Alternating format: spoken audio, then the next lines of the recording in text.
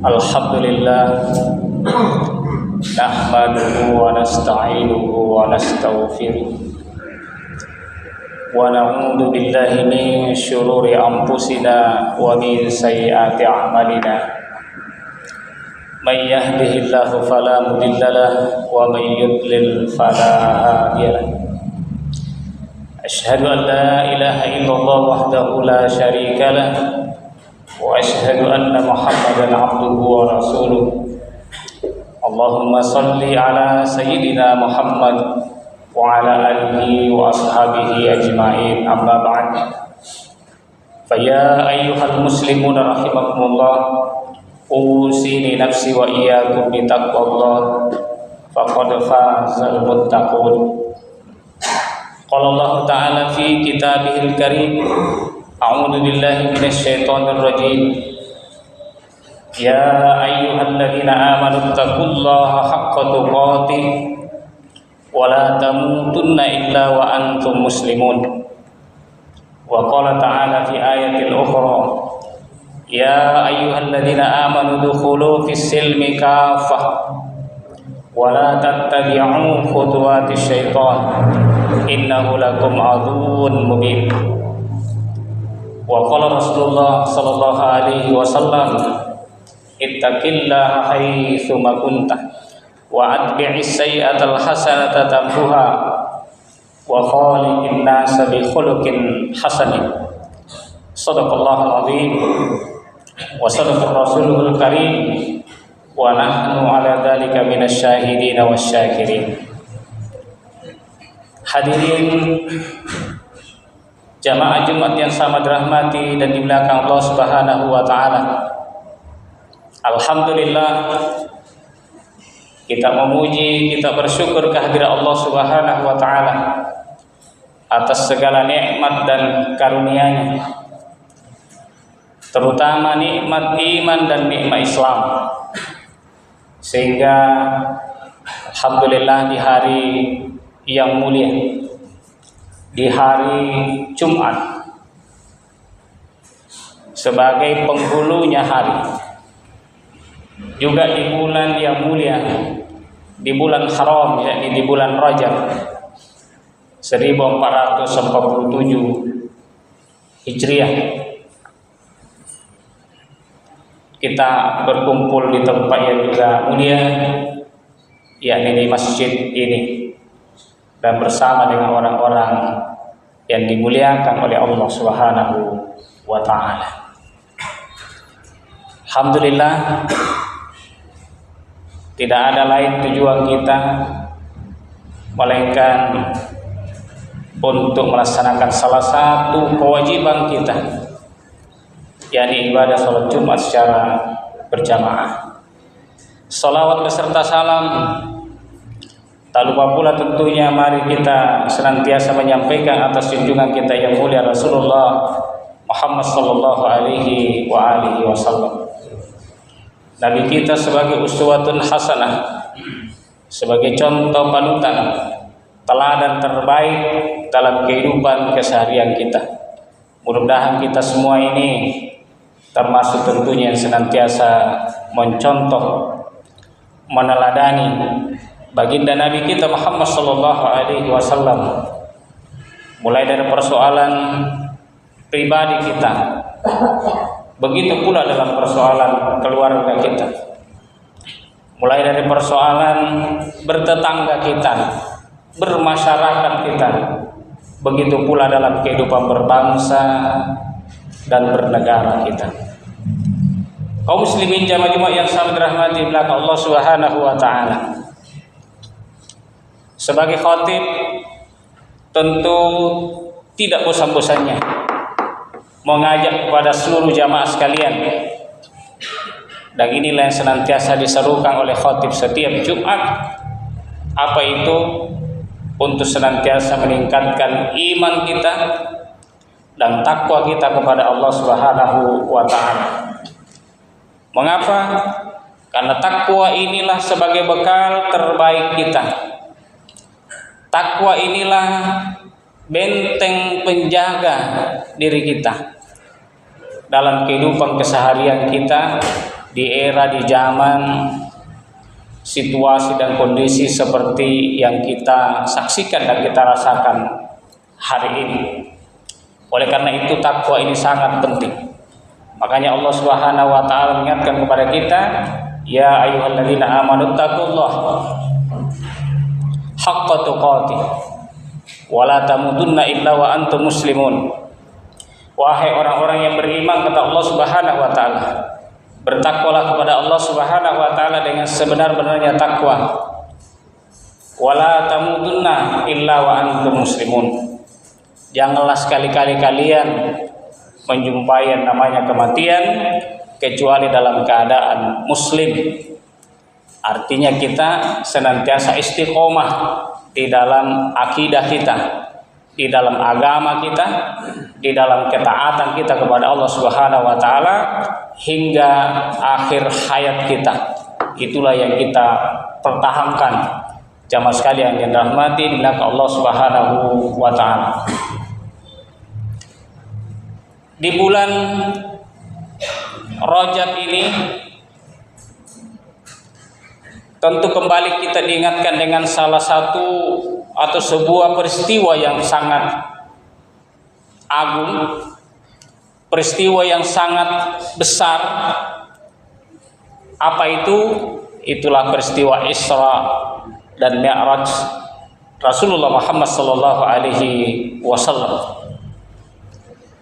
Peristiwa Isra Mi'raj ini adalah peristiwa yang besar, di mana Allah Subhanahu wa taala memperjalankan baginda Nabi kita Muhammad sallallahu alaihi wasallam dengan sebuah perjalanan yang sangat luar biasa, yang secara logika dan secara ilmiah tentu sulit untuk kita terima. Di mana Allah Subhanahu wa taala menceritakan di dalam ayatnya yang mulia, subhanalladzi asra bi 'abdihi lailan minal masjidil haram ilal masjidil aqsa. Maha suci Allah Subhanahu wa taala yang telah memperjalankan hambanya dari Masjidil Haram menuju Masjidil Aqsa, dan tidak hanya berhenti di Masjidil Aqsa, tapi Allah Subhanahu wa taala memperjalankan Nabi sallallahu alaihi wasallam naik ke langit pertama, kedua, ketiga, keempat, kelima, keenam sampai langit ketujuh, bahkan naik ke Sidratul Muntaha. Dan disitulah Allah Subhanahu wa taala memberikan satu perintah kepada baginda Nabi kita Muhammad sallallahu alaihi wasallam, yakni perintah salat 5 waktu. Lalu setelah itu, dengan segala kemujizatan dan kejadian yang dialami oleh Rasulullah sallallahu alaihi wasallam, pada malam yang sama beliau kembali ke tempatnya semula. Kaum muslimin jamaah Jumat yang sangat dirahmati oleh Allah Subhanahu wa taala.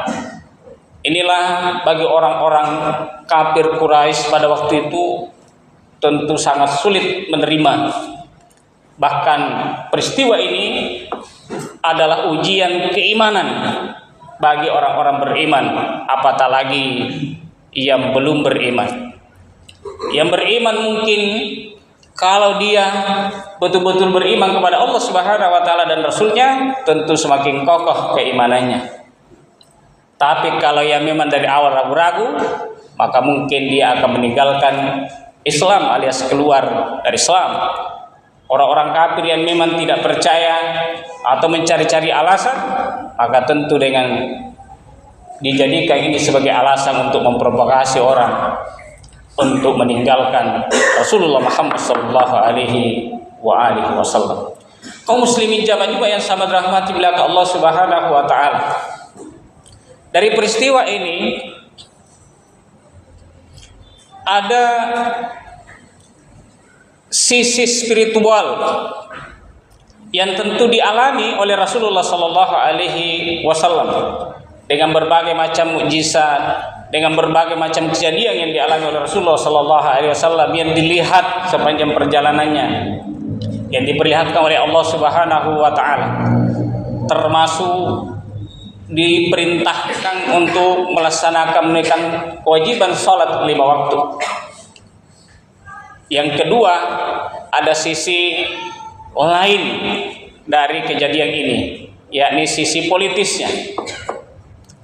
Dari sisi politisnya, Rasulullah Shallallahu Alaihi Wasallam dijadikan oleh Allah Subhanahu Wa Taala sebagai imam sholat yang memimpin para nabi di Masjid Al-Aqsa. Jadi Allah Subhanahu Wa Taala mengumpulkan para nabi, lalu Rasulullah Sallallahu Alaihi Wasallam menjadi imam, menjadi pemimpin.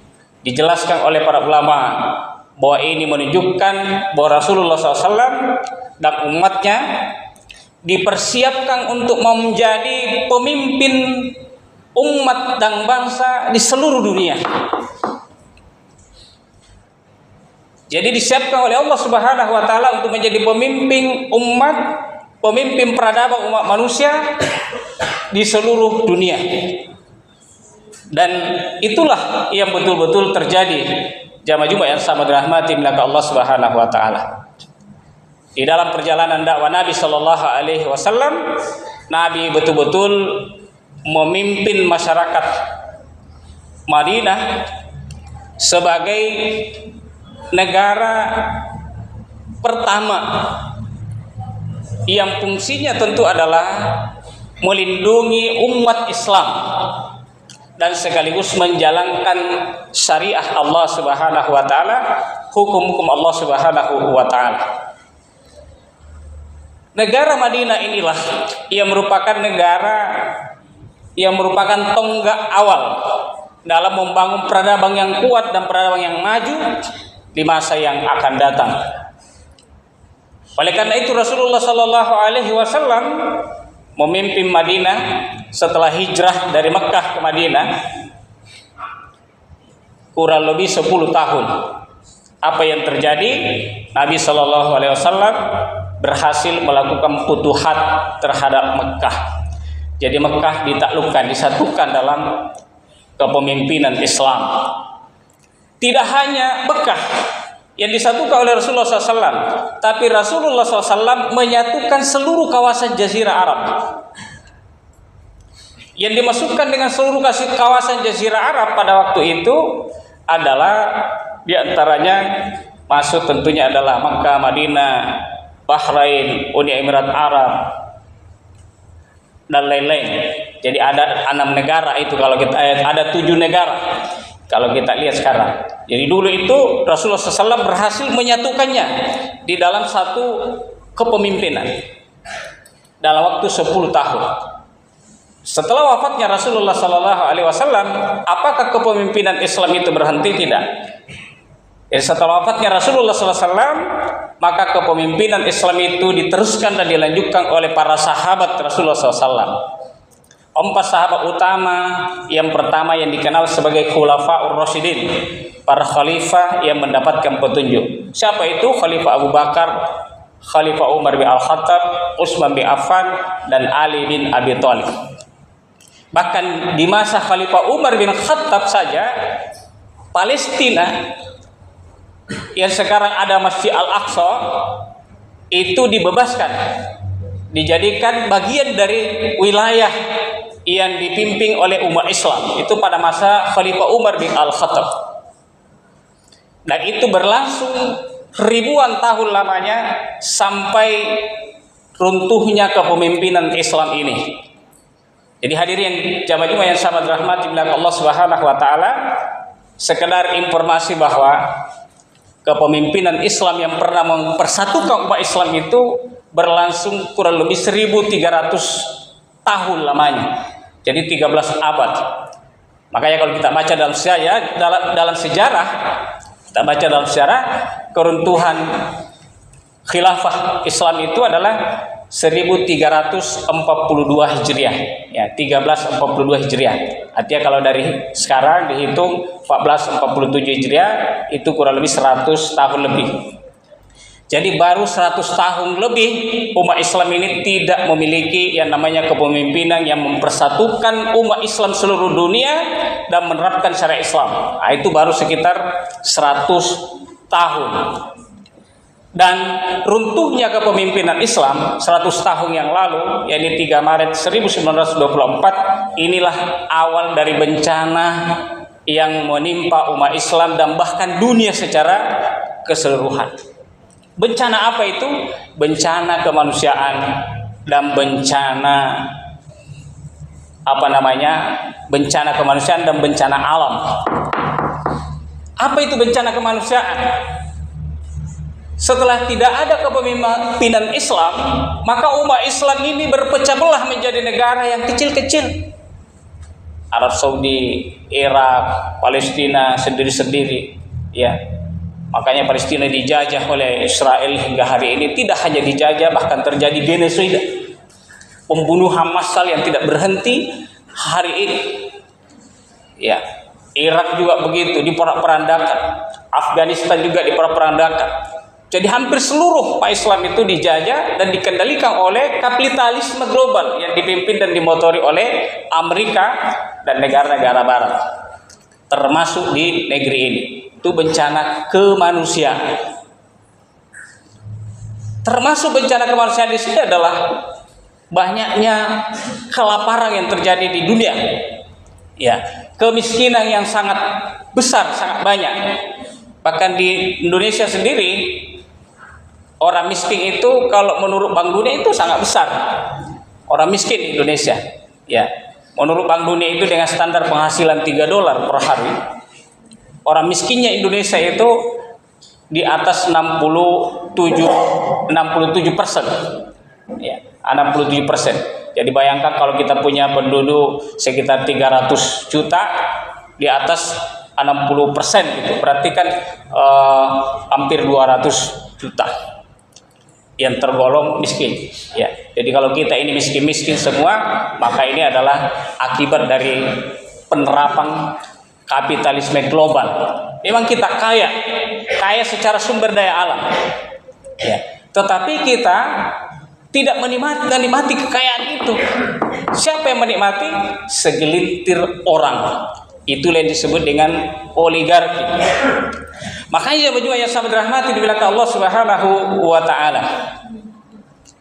Sisi politis dari Isra Mi'raj itu sangat penting sekali untuk kemudian kita senantiasa sampaikan bahwa kita ini adalah agama yang tidak hanya sekedar agama ritual, agama spiritual yang mengajarkan sholat saja.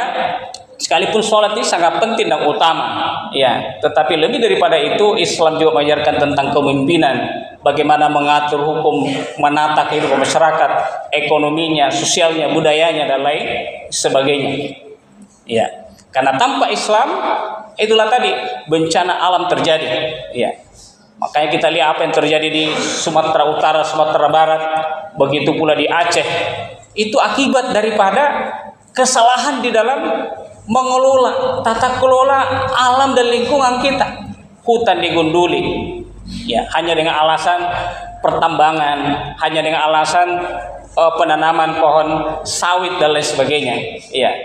Tapi yang jadi masalah, yang menikmati kekayaan alam itu adalah segelintir orang yang disebut dengan oligarki itu.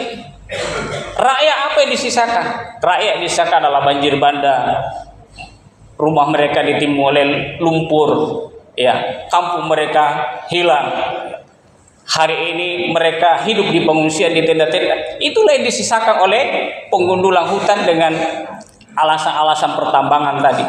Jadi tidak berkorelasi langsung dengan kesejahteraan. Sementara kalau di dalam Islam, Islam mengajarkan kepada kita bahwa tidak boleh kita merusak alam. Karena rusaknya alam itu ulah tangan manusia. Jadi alam ini disiapkan oleh Allah Subhanahu wa taala untuk kita itu dalam keadaan baik. Siapa yang merusak? Manusia. Makanya Allah mengatakan dhahral fasadu fil barri wal bahri bima kasabat aydin nas. Terjadi kerusakan di darat, di lautan disebabkan oleh ulah tangan manusia. Inilah jamaah sekalian dirahmati di belakang Allah Subhanahu wa taala. Jadi terakhir kita ingin mengingatkan kepada kita semua bahwa itulah pentingnya umat Islam itu istilahnya melek politik, artinya mengerti tentang politik, dan politik yang dimasukkan di sini adalah politik Islam, Makanya jangan alergi dengan istilah politik. Karena dalam Islam itu yang dimasukkan dengan politik adalah cara mengatur kehidupan masyarakat dengan aturan yang baik menurut syariah. Itulah politik dalam Islam. Karena kita tidak akan pernah lepas dari yang namanya keputusan politik. Coba, masalah apa yang tidak ada kita lepas dari keputusan politik? Pajak yang dengan berbagai macam jenisnya dan juga mahalnya, itu adalah keputusan politik. Kita tidak bisa lari. Pajak kendaraan, ya, kemudian BPJS dan lain sebagainya. Iya, apalagi semuanya, ya, hutan digunduli itu keputusan politik. Iya, emas kita dihabiskan itu semua keputusan politik. Nah, tidak ada kita yang lepas dari keputusan politik. Yang jadi masalah adalah politik seperti apa yang harus kita gunakan. Inilah politik Islam. Islam mengajarkan kepada kita bahwa Allah Subhanahu wa taala mengharuskan kita mengatur dan menata kehidupan umat manusia ini dengan aturan Allah Subhanahu wa taala, dengan hukum Allah Subhanahu wa taala. Nah, itulah jamaah sekalian dirahmati Allah Subhanahu wa taala. Mudah-mudahan kita semua ini tentu semakin meningkatkan kesadaran kita dengan hikmah Isra Mi'raj ini kepada umat Islam ini, dan kita semuanya menjadi umat yang insyaallah dimuliakan oleh Allah Subhanahu wa taala. Barakallahu li wa lakum fil Qur'anil azim wa nafa'ani wa iyyakum bima fihi minal ayati wa dzikril hakim. Wa taqabbalallahu minna wa minkum tilawatahu innahu huwas samiul alim.